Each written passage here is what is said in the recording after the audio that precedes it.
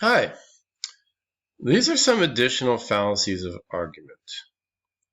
This is to go with what is in our textbook already in the discussion of logical fallacies. They do some good stuff. Here we have a few more. The first one is called exigency. It says creating an impression that immediate action is imperative or the opportunity will be lost forever. It's really easy to think of this with advertising. Advertisers are constantly trying to create exigency. Big sales, right?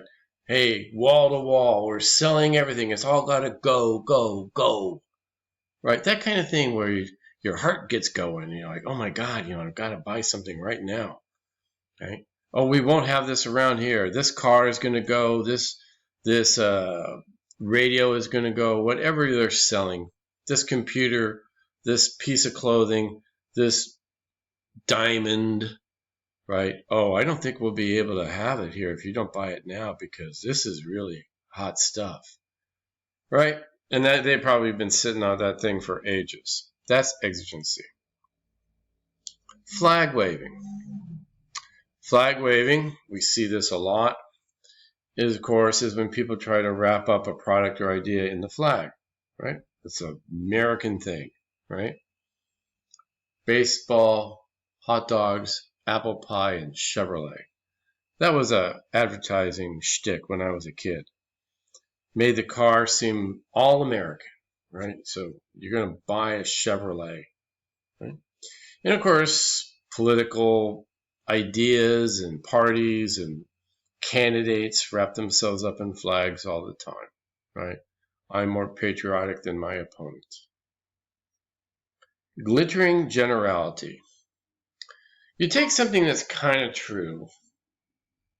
It's true. It's not the whole thing, but you pick that one thing and make a huge general statement about it, right? You generalize from that one thing, right? In many ways, I find this used as what I like to call a positive prejudice. So if you're prejudiced, we tend to think of a negative, right? That you don't like somebody or some group of people based on something, right? Their race, their religion, their country, whatever. But I'd like to talk about the glittering generality as a positive prejudice. And it's the same idea, just you like somebody or you like a group. Again, for only a probably irrelevant reason. Oh, they went to the same college I went to. They're from my hometown. Or they root for the same sports team that I do, right? Or they dress like I do. They listen to the same music, so they must be good, right? Not necessarily so. Guilt by association. This is a popular one. If two people have the same thing in common, or two groups or products, then they must be the same sort of thing, right? So if, let's say in politics, for instance, this happens a lot, where you say, well, my opponent doesn't like gun control. Well, you know who else didn't like gun control? Castro didn't like gun control. Liked gun control. And so if my opponent likes gun control and Castro liked gun control, or Stalin or Hitler or whoever, then you say, hey, they're just the same. Innuendo. An innuendo is where you kind of say something without saying something. You know what I mean. Say no more. Nudge, nudge. Just kind of hinting that there's more to it, but you're not going to really say it, because there's more power in suggesting something than in actually saying something. Plus, you can't be called into account. You can't say, well, I didn't really say that, right? So the innuendo is really nice, if you know what I mean. Name calling. Of course, we're all familiar with name calling. The thing about name calling, of course, is it's used many times to create a negative emotional attitude, as it says. So,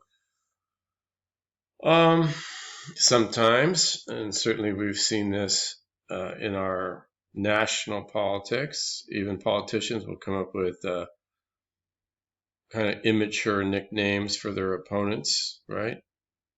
Trying to create an attitude or a feeling about a person. Plain folks.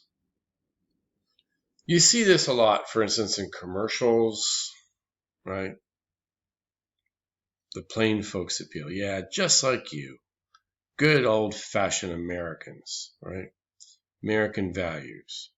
Just like we have out on the farm or out on the range or wherever, right? Take a look at like commercial ads. I mean, sometimes they really try to say, it's just like, people like you are the people that we love to help out with our product or our service. A different direction for the same kind of thing is the prestige identification. Instead of going plain folks, you get a celebrity, an athlete, an actor, somebody who is well known, and you get them, of course, to endorse a product. This is very popular also, right? So you get some big star from whatever world they're in, and they come in and they try and sell you underwear, right? Or the latest iced tea product or something like that. The snob appeal, that's an appeal to elitism.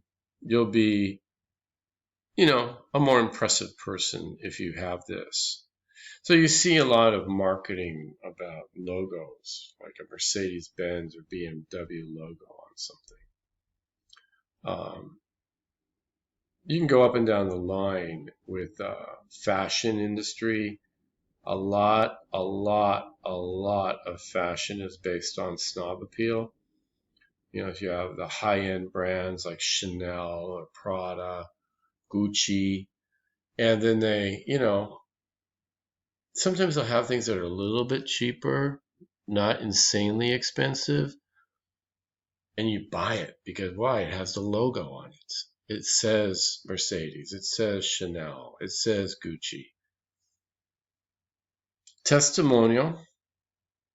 This is something, it's a little bit like prestige identification, but again, see, somebody who has a big, profile, somebody we all know comes in and says, yeah, this is a good thing. So, for instance, politicians will try to get testimonials from other politicians or, again, athletes or celebrities of one variety or another to say, vote for me because, Bruce Willis likes me, that kind of thing.